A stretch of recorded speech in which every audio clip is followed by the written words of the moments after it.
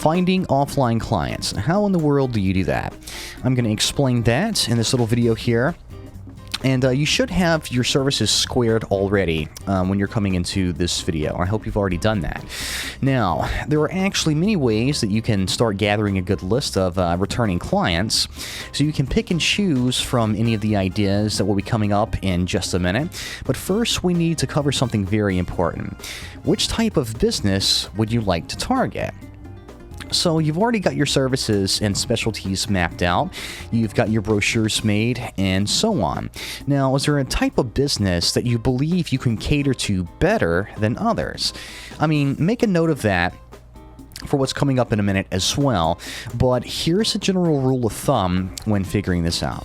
Okay, the less you target a specific type of business, the more likely you are to land clients, and the more cash you'll have in the end.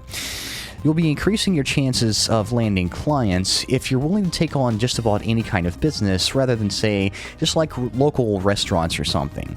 Now, your odds will definitely be increased this way, but that's not to say that you can't target a specific niche type of business. You know, that may be a great thing for you to do, but let's say that you live in a big city, or just maybe a city that has a load of a single type of business that you believe you can cater to the best. You know, maybe you should think about targeting those first and then go to the other ones later. So depending on exactly which kind of services you're offering, the work you do may or may not be almost exactly the same when working with different types of companies. I mean, if you ultimately decide to target just any type of local business, perhaps you should think about attempting to take on a business in a single type of niche first and then expand later. You know, this is going to help you get a little more experience, I think, and you're going to do a really good job if you target a specific type of niche business that you're already experienced with. For example, you could target local restaurants and then move on to various mom-and-pop type businesses, and after that you can try small record stores, industrial work stores, and so on. You can make a list of all of these different niche businesses in your area and target each niche, or you can go all in and target all of them at the same time. You just do whatever you feel is best and work out your own strategy. There's seriously no right or wrong way to do this. Okay, so ultimately, how do you go about getting a list of clients that you know will give you cash in exchange for your services? I mean, how do you approach them? This will be really fun if you've never done this before, and this new experience is really rewarding. So a good place to start is going to a phone book website, or perhaps even your local city's website.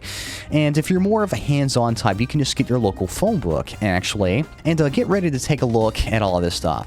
So when you're at the websites mentioned above, or you've got a local phone book in your hand, go to the business sections. You know, this is where all the fun's going to start. So if you're already doing what I have suggested, you should have hundreds, if not thousands, of local businesses right in front of you. Now, these businesses don't have any presence on the web, most likely. Now, do you realize how much potential to make money there is sitting right in front of you at this very moment?